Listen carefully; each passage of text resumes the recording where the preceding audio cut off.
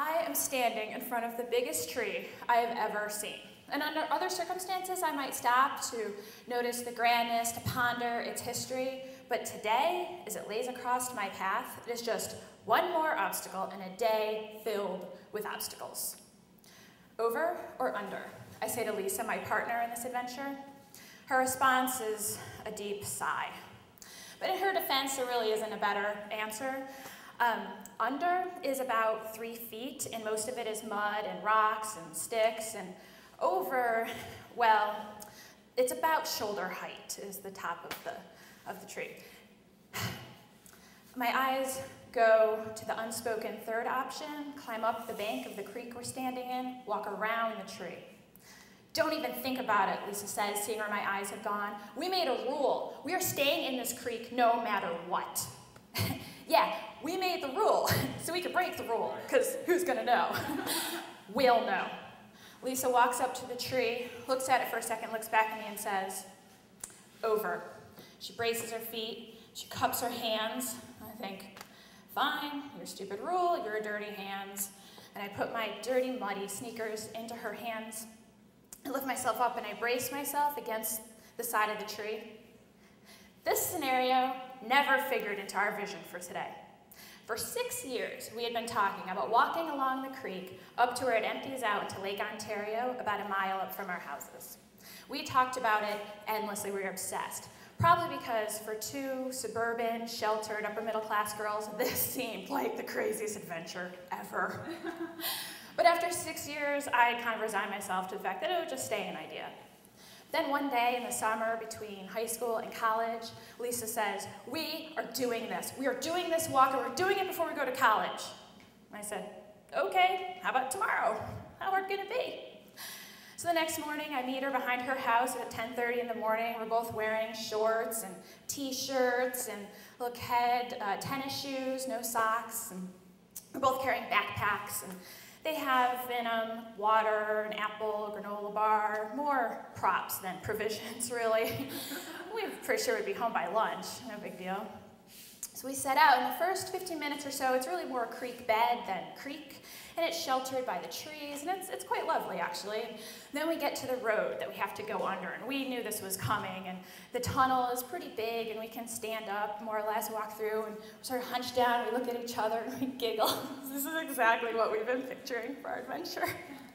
So out the other side, more or less, more of the same. And we're so engrossed in this conversation about what college boys are going to be like that we don't notice this subtle transition from creek bed to creek until Lisa takes a step onto this mossy stone and just flat on her butt and several inches of water. 30 more yards, we make it through. Suddenly we're standing in front of another road and another tunnel that we didn't know was going to be there. This tunnel, a little smaller, a little darker, and we can't see through to the other side. I look at Lisa. So we have to go through, right? And she nods and then takes a step back. So I have to go first. All right, fine. So I squat down and I'm sort of duck walking through the tunnel and I kind of say, it's not like it's not going to open, right? Because we know the creek runs through, goes to the lake, so it's going to be fine. And from this embodied voice behind me, I hear, yeah, unless that's another creek and this creek goes to Ohio. That's fine. That can't really happen, right? And I start to get nervous, thinking, I didn't consider that.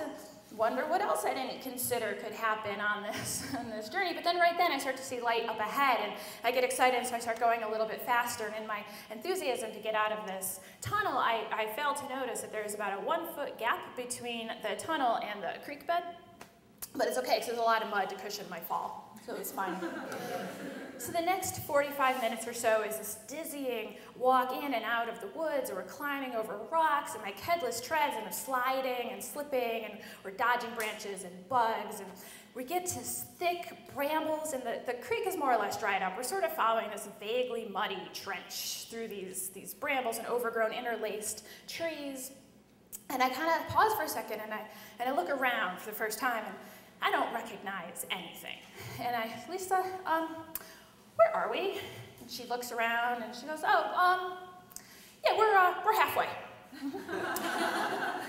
We are so deep into the woods we didn't even know got this deep or this untamed, that we can't see anything familiar in our own neighborhood. We can't even see the sky.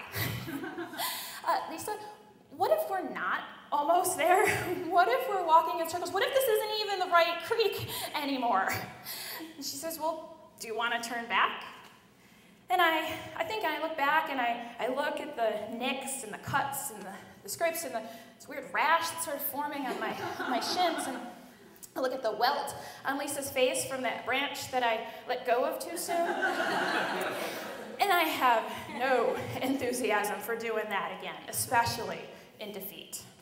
And I look at my watch, it's 1:30. We've got to be almost there.